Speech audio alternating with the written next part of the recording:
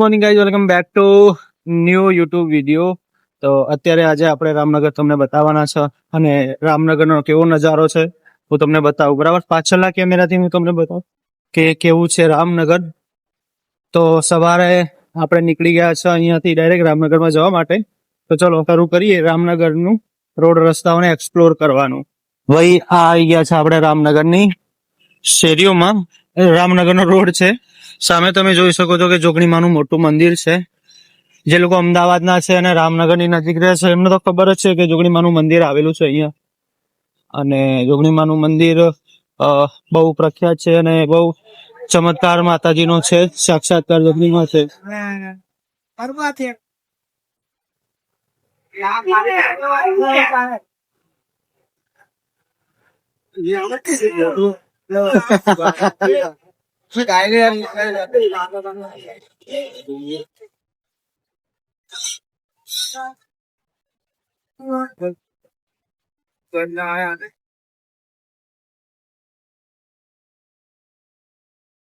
જો આ છે જોગણીમાનું મંદિર અને હવે અહીંયાથી આપણે જઈએ રામનગરની અંદર ચોકમાં.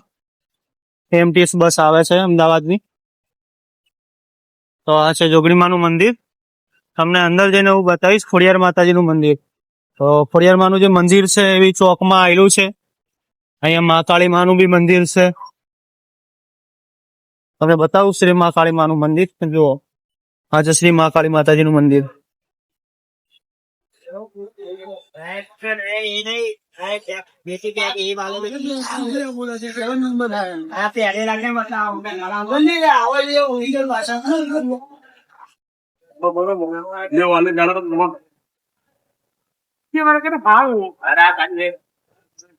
તો હવે આપણે આવી ગયા છે અહીંયા રામનગર ચોકમાં. કહેવાય છે રામનગર ચોક. જો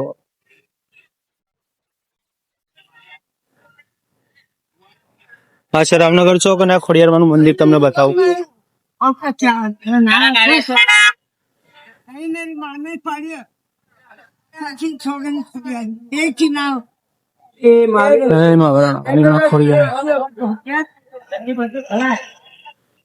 આપણે જોગણીમાનું મંદિર, મહાકાળીમાનું મંદિર જોઈ લીધું છે અને એક શ્રીરામનું બી મંદિર છે. ભગવાન રામજી મંદિર કહેવાય છે.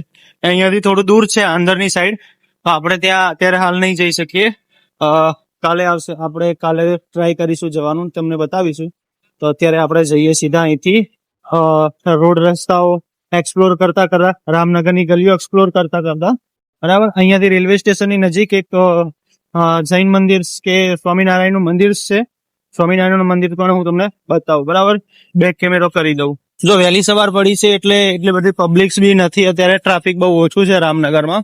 અને આ જે બી ગલીઓ કહેવાય છે રામનગરની ગલીઓ છે, રોડ રસ્તાઓ છે. આ રસ્તો જાય છે સીધો છેક રેલવે સ્ટેશન બાજુ અને આ બાજુ રામનગર ચોકમાં. તો આપણે આમ જવાનું છે સીધું રેલવે સ્ટેશન ની સાઈડ થી. ત્યાં ધરમનગર સોસાયટી છે. ધરમનગર સોસાયટી થી આપણે નીકળી જઈશું આગળની સાઈડ. તો અહીંયા રામનગરમાં ઘણી બધી દુકાનો છે કે જે અત્યારે બંધ છે. 10 વાગે ખુલે છે, 10 થી 11 વાગે ખુલે છે.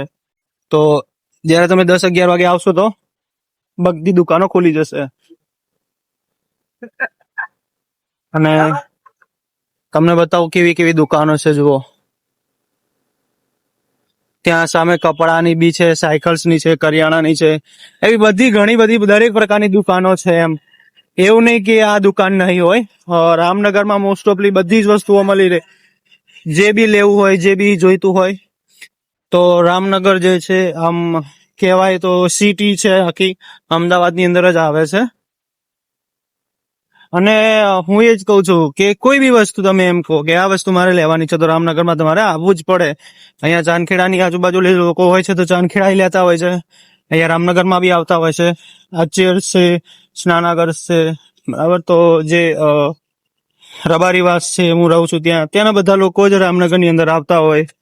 તો રામનગરમાં ઘણી બધી વસ્તુઓ બધું જ મળી રહે. ઇન શોર્ટ, તો ત્યાંથી આપણે રેલવે સ્ટેશન સાઈડ જવાનું છે. ત્યાંથી આપણે ધરમનગર સોસાયટી સાઈડ જશું. બરાબર, જો સામેની સાઈડ શાકભાજી વેચાય છે. આજે જયારે સીધા તમે અંદર આવો, એન્ટર થો અને અહીંયાથી ચાલતા ચાલતા આવશો રામનગર ચોક થી, તો અહીંયા બાજુમાં તમને શાકભાજીની લારીઓ ને એવું બધું જોવા મળશે. અને પછી આના આ બાજુ રેલવે સ્ટેશન આવશે. તો અહીંયા રેલવે સ્ટેશન છે આ સાઈડ. પછી ફાઇનલી આપણે રેલવે સ્ટેશન નજીક પહોંચવા આવ્યા છીએ અને રેલવે સ્ટેશન નજીક તમને પહોંચીને બતાવીએ, બરાબર. તો આપણે અહીંયા હવે આવી ગયા છે રેલવે સ્ટેશન બાજુ. આ બાજુ છે રેલવે સ્ટેશન, બરાબર. અને અહીંયાથી સીધું આપણે જવાનું છે રેલવે સ્ટેશન ની અંદર. તો ચાલો અંદર જઈએ અને તમને બતાવીએ રેલવે સ્ટેશન.